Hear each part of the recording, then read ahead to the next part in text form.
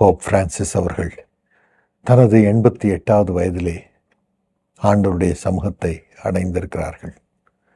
கத்தோலிக்க திருச்சபையின் தலைவராக லட்சக்கணக்கான மக்களுக்கு ஆண்டவர் இயேசுவின் வழியை காட்டி அவருடைய போதனைகளை அவருடைய இருதயத்திலே ஏற்று அவர்கள் ஒவ்வொருவரையும் ஆண்டவருடைய வழியில் நல்வழிப்படுத்தி நடத்த ஒரு தகப்பனாக பணிபுரிந்திருக்கிறார்கள்.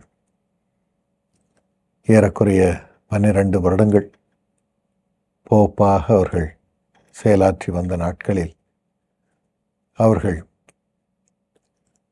மிகுந்த மனதுருக்கம் நிறைந்தவராக, ஜனங்களுக்கு இரக்கம் காண்பிக்கிறவராக, எல்லாரையும் அணைத்து கொண்டு எல்லாரையும் சுமக்கிறவராக இருந்து வந்திருக்கிறார். விசேஷமாக சுற்றுச்சூழலை குறித்தும் இன்னும் தள்ளப்பட்ட நிலைமையில் இருக்கும் ஜனங்களை குறித்தும் அவர் மிகுந்த கரிசனை கொண்டவர். அவர்தான் முதல் ஜெசுவெட் போப், தென் அமெரிக்காவில் இருந்து வந்தவர்.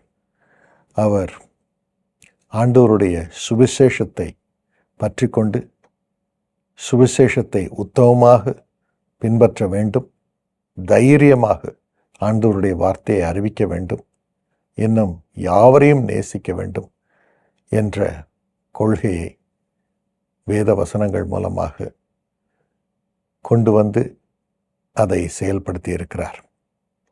நிச்சயமாகவே அவருடைய மறைவு பெரிய இழப்பு.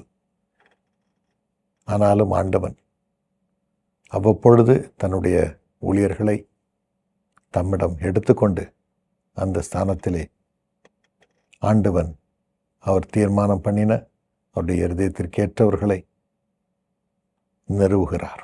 இப்பொழுதும் ஆண்டவர் திட்டமிட்ட தலைவரை கத்தோலிக்க திருச்சபைக்கு ஆண்டவர் கொடுக்கும்படியாகவும் யாவருக்கும் ஒரு தகப்பனாக ஆண்டவருடைய வார்த்தையை அறிவிக்கிறவராக, எல்லாரையும் சுமக்கிறவராக, நீதியை நிலைநாட்டுகிறவராக, ஆண்டவருடைய போதனைகளை ஜனங்களுக்கு முழுவதுமாக வெளிப்படுத்தி நற்பணி செய்கிறவராக அருளும்படி நாம் வேண்டிக் கொள்வோம். ஒவ்வொருவருக்கும் ஆண்டவன் இந்த நேரத்திலே ஆறுதலை கொடுத்து அவர்களை ஆற்றி ஒவ்வொருவரும் தொடர்ந்து ஆண்டவருடைய சித்தத்தை நிறைவேற்ற சபையிலே ஆண்டவன் பரிசுத்த ஆவியானவர் மூலம் கிரியை செய்ய கார்டினல்களுக்கு வழிநடத்துதலை கொடுத்து அவர்களை வழிநடத்த நாம் வேண்டிக் கொள்வோம். ஆண்டவருடைய பிரசன்னம் அருளோடு இருப்பதாக.